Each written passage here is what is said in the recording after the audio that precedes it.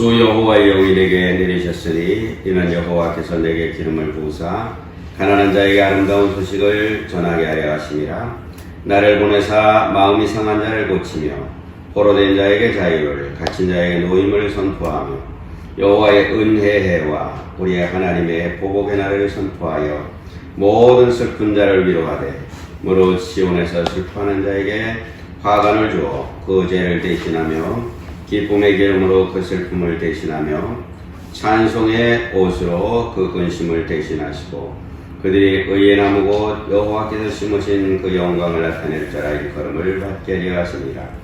그들은 오래 황폐했던 곳을 다시 쌓을 것이며 옛부터 무너진 곳을 다시 일으킬 것이며 황폐한 성곳에 대로로 무너져 있던 것들을 중수할 것이며 무릇 나 여호와는 정의를 사랑하며 불의 강탈을 미워하며 성실히 그들에게 갚아주고 그들과 영원한 언약을 맺을 것이라. 그들의 자손을 문나라 가운데서 그들의 후손을 만민 가운데에 알리리니 무릇 이를 보는 자가 그들은 여호와께 복받은 자손이라 인정하리라. 내가 여호와로 말미암아 크게 기뻐하며 내 영혼이 나의 하나님으로 말미암아 즐거워하리니 이는 그가 구원의 옷을 입히시며 공의의 겉옷을 내게 더하심이 신랑이 사물을 쓰며 신부가 자기 보석으로 단장한 같게 하셨습니다. 땅이 싹을 내며 동산이 거기 뿌린 것을 온돋게 함같이 주 여호와께서 공의와 찬송을 모든 나라 앞에 솟아나게 하시리라. 아멘. 오늘은 대림절 네 번째 주일입니다. 우리에게 오시는 주님은 이런 제목으로 함께 은혜를 나누겠습니다. 이사야 61장은 이스라엘이 고향 가나안으로 돌아온 후에 선포된 말씀으로 알려져 있습니다. 남유다가 바벨론에게 패망하여 나라는 없어지고 백성들은 바벨론의 포로로 끌려가서 노예로 살다가 페르시아가 바벨론을 무너뜨리고 이스라엘이 지배자가 된 후에 페르시아의 황제 고레스가 이스라엘 백성들 가운데 원하는 사람들은 고향 가나안으로 돌아가도 좋다 그렇게 하자 바벨론을 끌려와서 페르시아에 살고 있던 유대인 간대의 일부가 가나안에 돌아가게 되었습니다. 이사야 61장은 이렇게 가나안으로 돌아온 유대인들에게 하나님께서 하시는 말씀입니다. 유대인들이 돌아온 가나안은 그들이 기대하고 예상했던 것과는 너무나도 달랐습니다. 느헤미야서에 의하면 예루살렘 성벽은 허물어지고 성문은 다 불에 탔습니다. 그게 뭐 그리 대단한 일이냐고 할 수 있겠지만 실제로 큰 일입니다. 그 시대는 성이 아주 매우 중요한 역할을 했습니다. 성벽은 도시를 보호하는 역할을 했습니다. 성벽이 무너지면 도시가 무방비 상태가 되는 것이고 아무나 들락거리고 심지어는 야생동물, 맹수들도 자유롭게 성으로 들어와서 휘집고 다니는 그러한 일들이 비일비재하게 벌어졌습니다. 성문들이 불에 탔다는 것은 성벽이 무너지면 성문도 소용없어지는 것이지만 상징적으로 성문이 없으면 성벽이 무슨 소용이 있겠습니까? 역시 성 안에 사는 사람들은 보호를 받지 못하는 상황이 되는 것입니다. 그러니까 성벽이 허물어지고 성문들이 불에 탔다고 하는 것은 단순히 그것 자체가 문제가 아니라 예루살렘 성이 사람이 살 수 없이 폐허가 되어버렸다는 것입니다. 혹시 누가 살더라도 언제나 위험에 노출되어서 불안하게 살 수밖에 없는 그러한 것입니다. 예루살렘으로 돌아온 사람들은 막막했습니다. 뭘 어떻게 해야 될지, 뭘 하려고 해도 뭐부터 시작해야 될지 막막하기만 했습니다. 오늘 우리에게 주시는 이 말씀은 시편 126편에서 이렇게 말씀합니다. 주님께서 시온에 잡혀간 포로를 시온으로 돌려보내실 때에 우리는 꿈을 꾸는 것 같았다. 그때 우리의 입은 웃음으로 가득 찼고 우리의 혀는 찬양의 함성으로 가득 찼다. 주님께서 우리 편이 되시어 큰 일을 하셨을 때 우리는 얼마나 기뻤던가. 그렇게 시편 126편 1절에서 3절에 현대의 성경에 이렇게 번역이 되어 있습니다. 이것이 페르시아에서 예루살렘으로 돌아갈 기대에 부푼 유대인들의 마음이었습니다. 그런데 막상 예루살렘에 돌아와 보니 형편은 정말 기대했던 것과는 전혀 다른 그런 형편이었습니다. 말이 나오질 않습니다. 차라리 나오느니 한숨이요 흐르니 눈물이라고 막막하기만 했습니다. 그러나 그들을 거기로 돌아오게 하신 분은 분명히 하나님이셨습니다. 그들이 예루살렘으로 돌아온 이유도 하나님이었습니다. 그 땅을 하나님이 그들에게 주셨고 그들은 거기서 하나님을 섬기며 살아왔습니다. 바벨론이라고 페르시아라고 하나님이 안 계신 것은 아니지만 거기는 어차피 남의 나라였고 하나님이 이스라엘에게 주신 땅은 가나안이고 예루살렘이었습니다. 오늘 말씀의 주제와는 상관이 없겠지만 이런 얘기를 잠깐 해봅니다. 예루살렘 이야기가 나와서 짚고 넘어가야 할 일이 있습니다. 2017년 미국 트럼프 대통령이 예루살렘을 이스라엘의 포로 수도로 선포하는 바람에 온 세계가 요동을 치고 있었습니다. 오늘 말씀대로 하면 그게 맞는 말이라고 생각할지 모르지만 이건 경우가 다릅니다. 구약의 예루살렘은 성전이 있는 곳이었고 이스라엘 백성들에게 예루살렘이 중요한 이유는 그게 그 나라 수도였기 때문이 아니라 거기에 하나님의 성전, 예루살렘 성전이 있었기 때문입니다. 그런데 이제는 더 이상 성전이 없습니다. 예수님이 성전을 허물라고 하시고 실제로 주 70년 유대전쟁으로 인해서 성전이 모두 무너졌습니다. 성전은 더 이상 없습니다. 더 이상 예루살렘은 사실 중요한 도시가 아니고 우리 기독교인들에게 있어서 예루살렘은 더 이상 우리 마음의 수도가 아니란 말입니다. 트럼프 대통령이 예루살렘을 이스라엘의 수도로 선포했다고 해서 기독교인들이 그래야 맞지라고 할 이유가 없습니다. 이건 순전히 국제정치적인 문제지만 신앙이나 종교적으로는 아무런 상관없는 일이라고 그렇게 볼 수도 있습니다. 어떻든 바벨론에 포로로 끌려갔던 유대인들이 돌아와서 본 예루살렘은 그야말로 참담한 곳이었습니다. 그때 주님께서 이사야를 통해서 이렇게 말씀하십니다. 주님께서 나를 보내셔서 가난한 사람들에게 기쁜 소식을 전하고 상한 마음을 싸매주고 포로에게 자유를 선포하고 갇힌 사람에게 석방을 선언하고 주님의 은혜의 해와 우리 하나님의 보복의 날을 선언하고 모든 슬퍼하는 사람들을 위로하게 하셨다라고 말씀합니다. 그래서 가난한 사람들은 바벨론에서 유대인들은 가난한 사람들이었습니다. 그 가운데 어느 정도 성공한 사람들도 물론 있었습니다. 출세한 사람도 물론 있었습니다. 어디에서나 잘 적응하고 재빠르게 성공하는 사람들이 있기 마련이기 때문입니다. 하지만 대부분 유대인들은 가난했습니다. 남의 나라에 노예로 끌려와서 가난하게 사는 것은 당연한 일이었습니다. 그래서 그들은 하나님을 더욱 의지하게 되었습니다.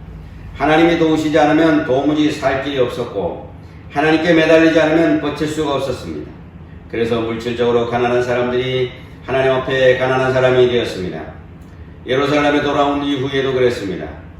예루살렘에도 유대인들은 가난할 수밖에 없었습니다. 사실 바벨론에서 어느 정도 살면서 재산을 모은 사람들 가운데 예루살렘으로 돌아오면서 재산을 다 가지고 온 사람들도 있었습니다. 그러나 가난하다고 말하기보다 어려운 사람들도 더 많았습니다. 하지만 페르시아에서도 먹고 살만한 사람들, 기반을 쌓은 사람들은 대부분 예루살렘으로 돌아오지 않았습니다. 이미 가진 것이 너무 많아서 과거로 돌아갈 생각이 없었던 것입니다.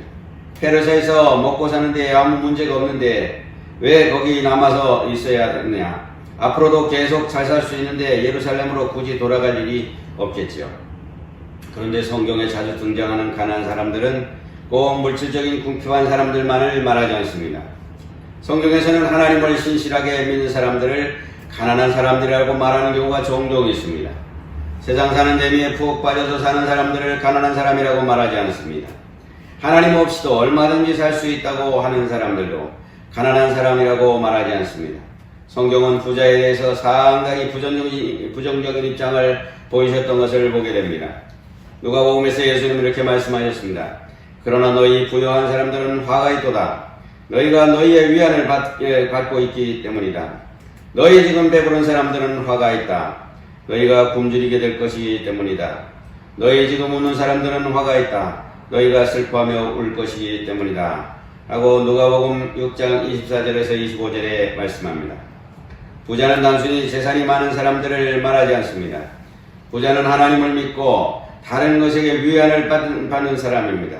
하나님 말고도 기대고 의지할 것이 많아서 하나님 없어도 얼마든지 행복하게 잘 살 수 있다고 하는 사람이 성경에서 말하는 부유한 사람들입니다. 그런데 주로 재산이 많고 권력이 큰 사람들은 그렇게 되기가 쉽습니다.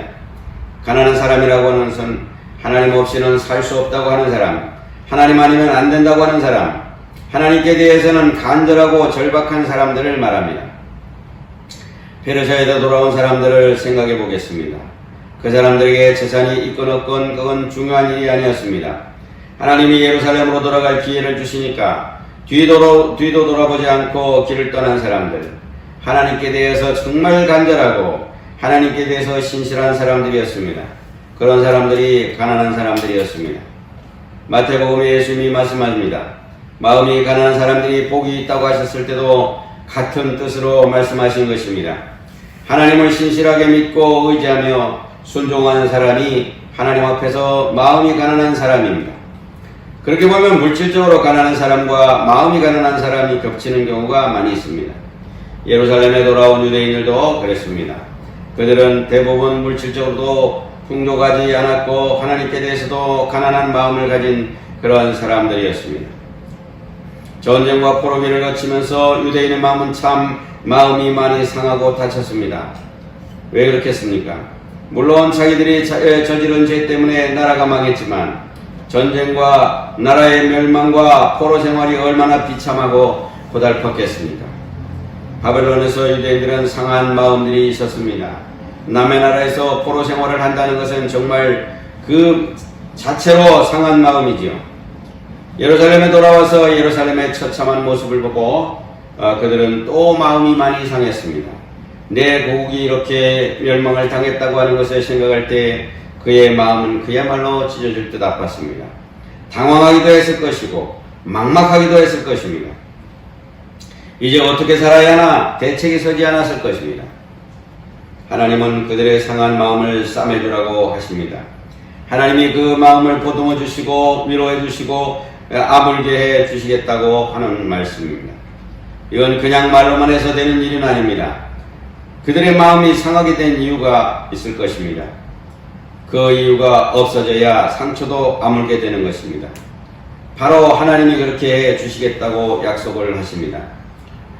포로된 자에게 자유를 선포하고 갇힌 자에게 석방을 선언하는 것은 이스라엘을 페르시아에서 풀려나서 고향으로 돌아오게 하신 것을 말합니다. 주님의 은혜의 해는 희년을 말하는데 희년이라고 하는 것은 50년마다 모든 것을 처음으로 되돌려 놓는 것을 말합니다. 원래 모든 땅은 하나님의 것이기 때문에 사람들이 소유할 수 있었습니다. 다만 하나님께 엄격하게 말하면 빌려서 사용할 수 있을 것뿐입니다. 하지만 사람의 욕심이 하나님의 뜻을 그렇게 무시하게 만들었습니다. 그래서 어떤 사람은 많은 땅을 소유한 대주주가 되었고 어떤 사람은 자기가 농사짓던 땅을 빼앗기고 대지주의 노예가 되었습니다. 하나님이 원래 이스라엘 백성들에게 공평하게 땅을 나눠주셨는데 시간이 지나면서 하나님이 주신 땅의 경계가 무너지고 말았습니다. 그래서 하나님께서는 50년이 되는 때마다 모든 땅을 맨 처음 하나님이 나눠주신 그대로 회복시키게 하셨습니다. 그래서 남에게서 빼앗았거나 사들인 모든 땅을 원래 주인에게 되돌려주고 땅을 빼앗기고 남의 노예가 되었던 사람이 다시 땅을 차지하게 되는 것이 바로 희년입니다. 다시 말하면 하나님이 이스라엘 백성들에게 다시 시작하라고 하시는 것입니다. 페르시아에서 가나안으로 다시 돌아와서는 다시 빈부격차가 나고 계급 차이가 생기지 않도록 하나님이 처음 주신 그 상태대로 다시 시작하라는 것입니다. 그렇게 하나님은 우리에게 다시 기회를 주십니다. 우리는 늘 실패하고 망쳐놓지만 하나님은 우리에게 다시 시작하라고 하시는 것입니다. 하나님의 보복의 날이라고 하는 말은 듣기에 따라서는 거북한 말일 수 있습니다. 하나님이 복수해 주신다는 뜻입니다. 이 말은 자칫 하나님을 원한을 품고 복수하시는 그런 하나님으로 오해할 수도 있습니다. 그런데 여기에 나오는 보복이라는 단어가 사용된 성경의 말씀을 보면 그런 것이 아닙니다. 사사기 16장 28절에 보면 주 하나님 나를 기억하여 주시기를 간절히 바랍니다. 하나님이 이번 한 번만 힘을 주시기를 간절히 바랍니다. 나의 두 눈을 뽑은 블레셋 사람들에게 단번에 원수를 갚게 하여 주십시오. 이것은 사사기에 나오는 삼손의 이야기입니다. 삼손은 나실인이라고 해서 하나님의 일을 위해서 특별히 선택된 사람이었습니다. 나실인은 하나님 앞에 서약을 하고 그 서약을 지키겠다는 표시로 어떤 일을 해야 되는 그런 사람입니다. 삼손의 경우는 머리를 자르지 않는 것이 하나님과 맺은 서약의 징표였습니다. 그런데 삼손이 머리카락에서 힘이 나와서 그런 것이 아니라 하나님이 그에게 힘을 주었기 때문에 그런 것인데 머리를 기르는 것은 하나님과의 약속이었습니다. 그런데 삼손이 머리카락을 잘랐습니다. 자기 손으로 자른 것은 물론 아닙니다. 들릴라에게 빠져서 들릴라가 꼬이는 바람에 들릴라에게 그 힘의 근원을 알려주는 바람에 머리를 잘렸습니다. 이것은 머리카락이 짧아진 것이 아니라 하나님과의 약속을 깨뜨린 것이었고 그래서 더 이상 힘을 쓸 수 없게 되었던 것입니다. 그래서 블레셋 사람들에게 끌려가서 두 눈이 뽑히고 블레셋 사람들의 조롱거리가 되고 말았습니다. 블레셋 사람들은 자기의 신인 다곤에게 제사를 드리면서 삼손을 그 앞에서 완전히 놀림거리로 삼았습니다. 그것은 다곤신 앞에서 하나님을 조롱하는 일이기도 했습니다. 그때 삼손이 기도했던 얘기입니다. 주 하나님 나를 기억하여 주시기를 간절히 바랍니다. 이번 한 번만 힘을 주시기를 간절히 바랍니다. 나의 두 눈을 뽑은 블레셋 사람들에게 단번에 원수를 갚게 하여 주십시오. 그렇게 기도했습니다. 하나님은 삼손의 기도를 들으시고 그에게 힘을 주셨고 삼손은 다곤 신전으로 가게 되었습니다. 다곤 신전의 이 장면은 이렇게 되어 있습니다. 삼손은 그 신전을 버티고 있는 가운데 두 기둥을 하나는 왼손으로 하나는 오른손으로 붙잡았다. 그리고 그가 블레셋 사람들과 함께 죽게 하여 주십시오 하고 외치면서 있는 힘을 다해서 기둥을 밀어냈대 그 신전이 무너져 내려 통치자들과 모든 백성이 돌더미에 깔렸다. 삼손이 죽으면서 죽인 사람이 그가 살았을 때 죽인 사람보다 더 많았다. 사사기 16장 29절에 30절에 이렇게 말씀합니다. 여기서 삼손이 하나님께 블레셋 사람들에게 단번에 원수를 갚게 하여 주십시오라고 말할 때 원수를 갚는다는 말이 오늘 이사야서의 보복이라는 말과 같은 그런 단어로 사용이 되었습니다. 하나님이 보복하신다는 것은 하나님이 원한을 품고 복수를 하는 신이라는 말이 아닙니다. 하나님을 대적하는 악한 자들에게 그들이 행한 일에 대해 정의로 심판하신다는 말입니다.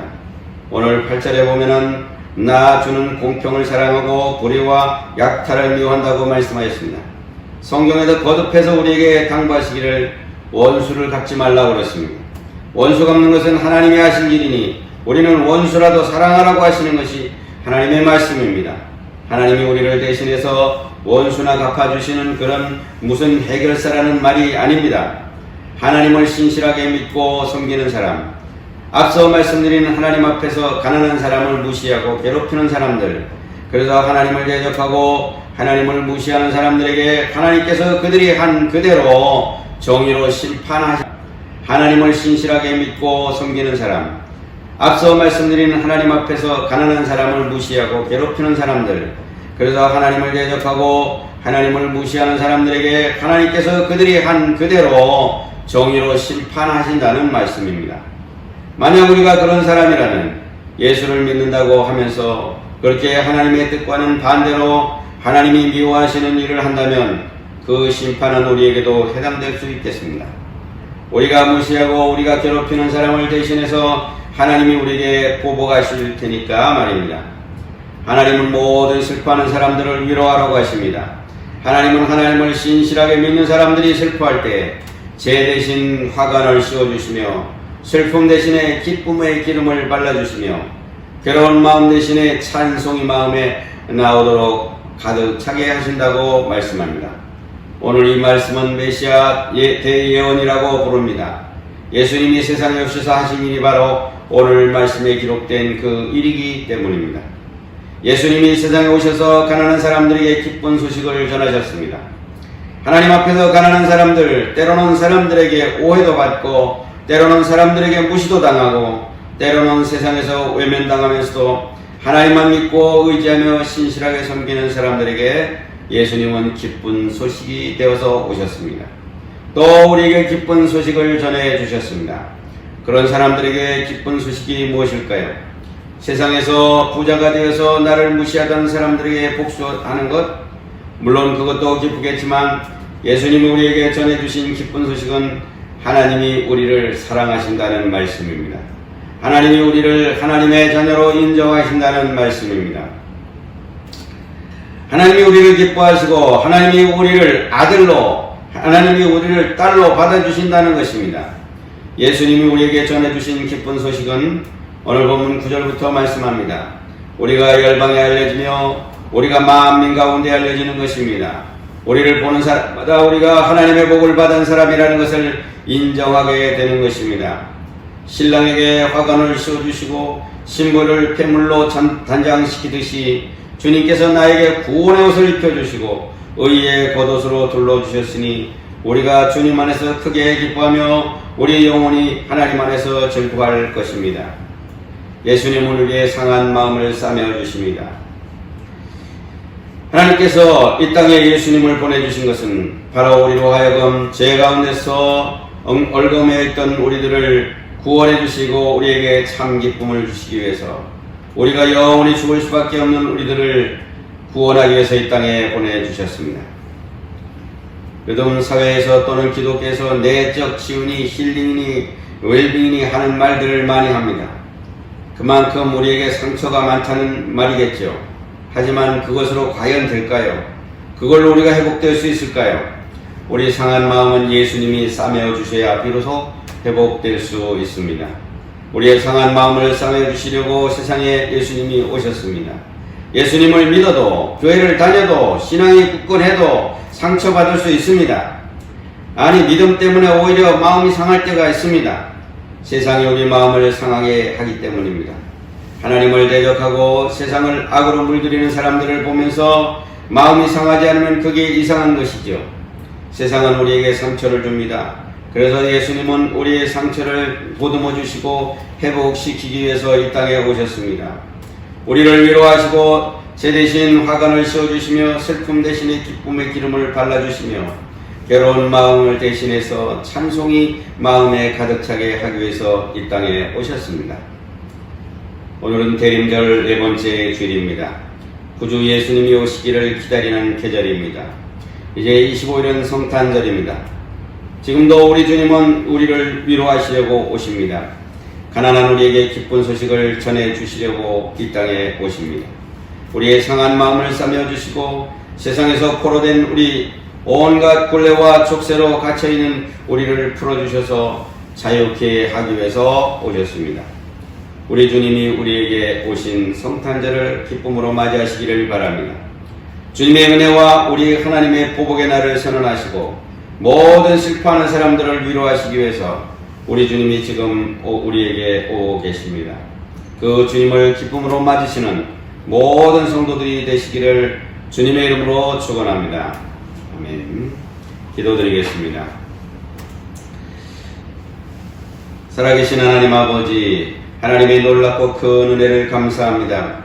하나님께서 이 땅에 예수 그리스도를 보내주셨습니다. 우리가 죄악의 포로로 잡혀서 사슬에 매여서 꼼짝 못하고 고통 가운데 있을 때 주님께서 이 땅에 오셔서 우리의 모든 죄사슬을 풀어주시고 우리의 모든 슬픔 가운데 기쁨이 되게 하시고 찬송의 옷을 입혀주신 하나님을 찬양합니다. 이제 우리가 성탄을 앞에 두고 대림절 네 번째 주일을 맞이하게 되었습니다. 사랑하는 하나님 아버지, 우리에게 늘 성령으로 충만케 하여 주시옵소서. 특별히 지금 코로나19로 인하여 마음이 상해 있고 두려워 떠는 우리 모든 성도들에게 위로하시고 평강으로 덧입혀 주시옵소서. 정말로 이 땅에 우리를 구원하시기 위해서 기쁨으로 오신 그 주님을 맞이하는 성탄절이 되게 하여 주시옵소서. 우리 모든 성도들의 가정에 주님께서 친히 임재하여 주셔서 그들 속에 기쁨으로 가득 차게 하시고 평강으로 가득 차게 하여 주시고 그들에게 하나님의 진리의 말씀이 가득 찬 역사가 있게 하여 주시옵소서.